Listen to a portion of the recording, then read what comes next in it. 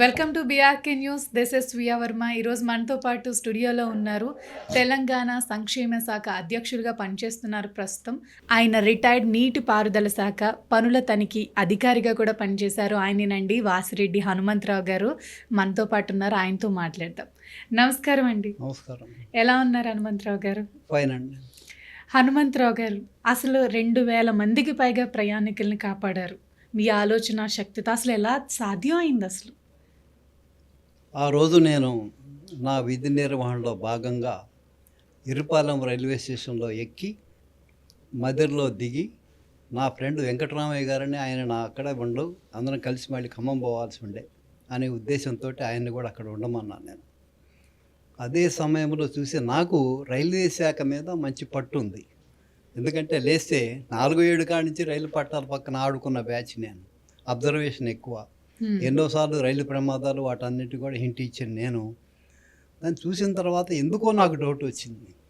ఎందుకంటే up platform దాని మీద ఒక గూడ్స్ ఉంది, డౌన్ ప్లాట్ఫామ్ దాని మీద ఒక గూడ్స్ ఉంది. అంటే రైళ్ళ రాకపోకలు అన్నీ కూడా విజయవాడ నుంచి ఇరుపాల నుంచి వచ్చే ఖమ్మం పోయే బండి అంటే ప్యాసింజర్ ట్రైన్ అక్కడ ఆడాగుద్ది. అయితే అదే టైంలో ఒక భయంకరమైన సూపర్ ఫాస్ట్ ఎక్స్ప్రెస్ని మోటమర్ నుంచి ఆల్రెడీ బయలుదేరింది. అంటే వితిన్ 1 మినిట్లో మదర స్టేషన్కి వచ్చి ఈ దిగేవాళ్ళు 2000 మంది, ఎక్కేవాళ్ళు 600 మంది, ఎన్ని మంది ఎంత వేల మంది చనిపోతారో తెలియదు. కనీసం అంటే నా ఉద్దేశంలో ఒక 1000-1500 మంది గ్యారంటీగా చల్లా చెదరైపోయి చేతులు కాళ్ళు బాడీ డెడ్ బాడీ. భారతదేశంలో ఇంత పెద్ద ప్రమాదకరమైన సంఘటనని దేవుడి దయ వల్ల ఇచ్చేశాను. ఎందుకంటే ఆ రోజు కీలకంగా మేరీమాత తిరణాలు, గుణదల మేరీమాత తిరణాలు జరుగుతుంది. ఆ భక్తులందరూ కూడా ఇక్కడ మదిర దిగుతారు. ఎందుకంటే ఈ ఖమ్మం జిల్లా మదిర పెద్ద స్టేషన్. ఈ ఖమ్మం జిల్లాతో పాటు ఇప్పుడు మనం ప్రజెంట్ అనుకునే కృష్ణా జిల్లా, ఎన్టీఆర్ జిల్లాకు చెందినటువంటి జగ్గైపేట, నందిగామ, గబ్బలగూడెం, తిరువూరు ఈ ప్రాంతంలో ఉంది. అప్పట్లో టికెట్లు ఇంత కొనటం తక్కువ. అందుకని వేల మంది రావటం, తిరణాలకు అది కామన్గా జరిగేది. ఆ టైంలో స్టేషన్ సూపరింటెండెంట్ శ్రీశైలం గారు, ఆయన సీనియర్ మోస్ట్ ఎఫిషియెంట్ ఆల్సో. ఎందుకంటే నాకు నిత్యం స్టేషన్తో ఎక్కువ టచ్ ఉంటుంది అటు ఇటు రాకపోగల వలన. అదే పరిస్థితిలో నేను అబ్జర్వ్ చేస్తే డౌన్ ఎక్స్ప్రెస్ దానికి త్రూ ఇవ్వడం జరిగింది. అంటే విజయవాడ వైపు వెళ్ళిపోవడానికి త్రూ ఇచ్చారు. అంటే ఆ రైలు ఏ ప్యాసింజర్ జనం అయితే దిగుతారో డౌన్ మెయిన్ లైన్ మీద దిగుతారో ఆ డౌన్ మెయిన్ లైన్ మీదనే భయంకరమైన సూపర్ ఫాస్ట్ ఎక్స్ప్రెస్ లైన్కి ఇవ్వటం జరిగింది. ఓకే.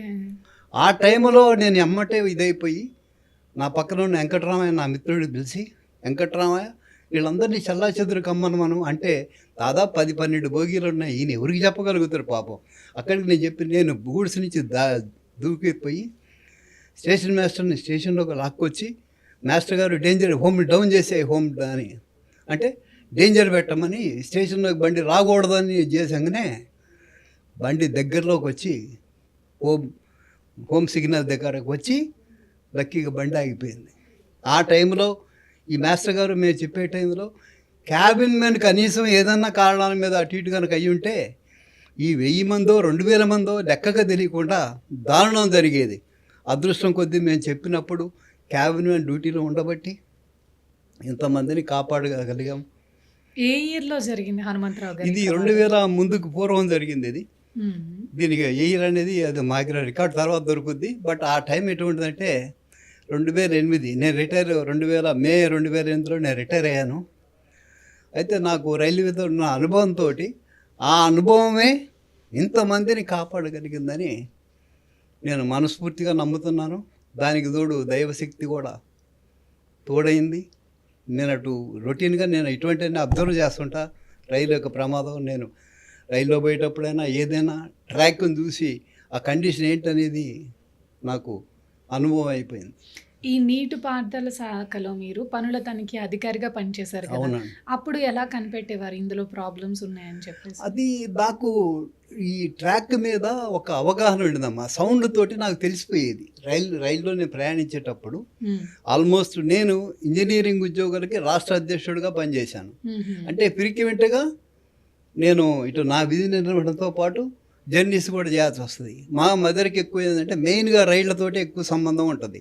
అటు ఎరిపాలెం పోయినా లేకపోతే ఇటు పోయినా, ఖమ్మం పోయినా, హైదరాబాద్ వచ్చినా రైళ్లతోటి సంబంధం ఎక్కువ ఉంటుంది. తర్వాత నేను ఎన్నో ఒక 3 రైళ్లను కూడా నా మదర్ కోసం నేను ఆపించి పెట్టాను. చాలా దానికోసం తిప్పలబడి మా మదర్లో ఒక శాతవాహన ఎక్స్ప్రెస్ ఆపించుకున్నాం. కలెక్టర్ గిరిధర్ గారి పుణ్యంతో, బీజేపీ సహకారంతో, తర్వాత జలగ వెంకటరావు గారిని పట్టుకొని రైల్వే మినిస్టర్ మాధవరావు సింధియా గారితో కోణార్క్ ఎక్స్ప్రెస్, చనిపోయిన మహానుభావుడు ఎర్రనాయుడు గారు ఆయనకు ఒక ఫోన్ కాల్ చేసి సికింద్రాబాద్ గుంటూరు మధ్య నడిచే ఇంటర్సిటీ ఎక్స్ప్రెస్ను కూడా ఆపించుకోగలిగాము. మా మధుర ప్రయాణికుల కోసం నా వల్ల అయిన సేవ నేను చేసుకుంటూనే వచ్చాను. ఇది కాపాడటం ఇది చాలా అదృష్టంగా భావిస్తున్నాను. అయితే నా మధ్యలో వేల మంది బలైపోయేవాళ్ళు. దానివల్ల కనీసం ఒక 1000 మంది పోయినా కనీసం 100 కోట్ల రూపాయలు ఇటు రాష్ట్రం కేంద్రం అంటే చెరి 50 కోట్లు మనిషికి 5 లక్షలు ఇచ్చిన చెరి 50 కోట్లు చెల్లించి 100 కోట్ల రూపాయలు దాన్ని సేవ్ చేయటమే కాకుండా అనాథలైపోయిన ఈ కుటుంబాన్ని ఎవరి దగ్గర ఎన్ని డబ్బులు ఇచ్చినా అది దేవుడిచ్చిన అదృష్టంగా నేను భావిస్తున్నాను. అబ్జర్వేషన్ అనేది నాకు ఉన్నది. ఆ అబ్జర్వేషన్ తోటే ఇదే కాక ఎన్నో రకాలకు కూడా ఇది చేశాను. విధి నిర్వహణలో కూడా నేను 3 అవార్డులు కొట్టాను. ఎన్నో రకాలుగా ఇది చేశాను.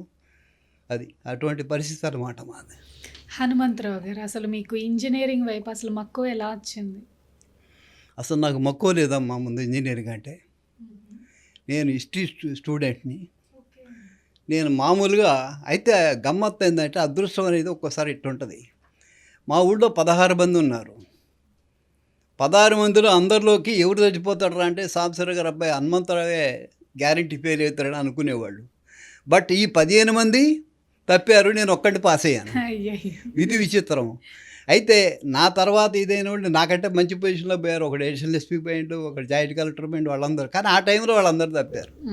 అది ఒక్కోసారి పరిస్థితులనే అట్నే వస్తాయి. అయితే నేను నీటిపారుదల శాఖలో ఉద్యోగంలో చేరాను.